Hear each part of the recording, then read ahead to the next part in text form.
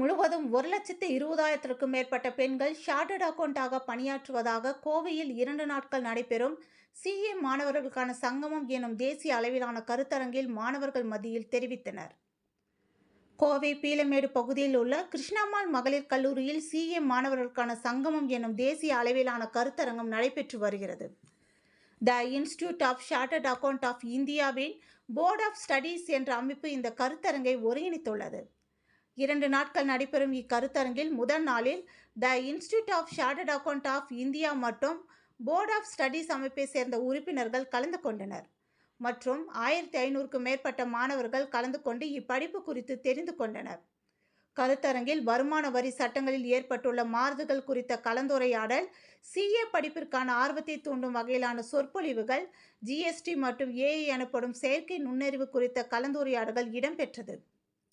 கருத்தரங்கம் குறித்து செய்தியாளர்களிடம் பேட்டியளித்த the institute of chartered account of இந்தியாவின் முன்னாள் பிரசிடென்ட் ராமசாமி கூறியதாவது, சிஏ படிக்கும் மொத்த மாணவர்களில் 40% பேர் பெண்கள் எனவும், அது மட்டும் இல்லாமல் 1,20,000க்கும் மேற்பட்ட பெண்கள் சார்ட்டர்ட் அக்கவுண்டாக பணியாற்றுகிறார்கள் எனவும், சார்ட்டர்ட் அக்கவுண்ட் பெண்களின் வளர்ச்சிக்கான ஒரு சிறந்த வேலையாக திகழ்கிறது என்று கூறினார்.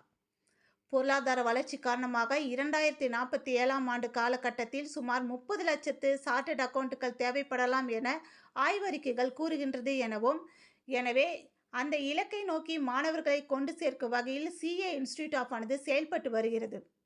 மேலும் இந்திய சார்ட்டர்ட் அக்கவுண்டுகளை உலக அளவில் கொண்டு சேர்க்கும் முயற்சியில் the institute of chartered account of India ஈடுபட்டுள்ளது என்று அவர் கூறினார்.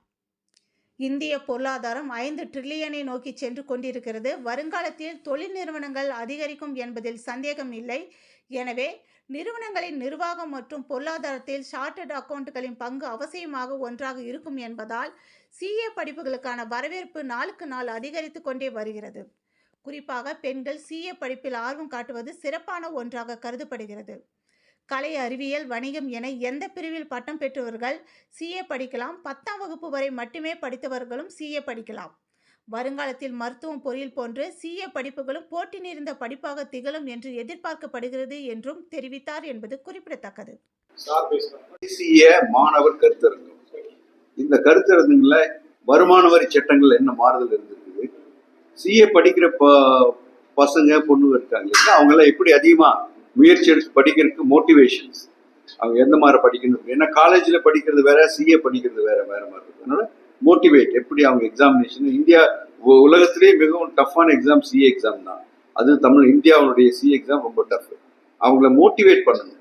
எப்படி நீங்கள் ஒரு போட்டி போடணும், உலக அளவில் ஒரு chartered account, India chartered account உலக அளவில் போட்டி போடணும்னா நல்லா மேலே பழக்க உங்களுக்கு மோட்டிவேட் பண்ணணும். ஸோ அந்த மோட்டிவேஷன் செஷன்ஸ் எல்லாம் இருக்குது.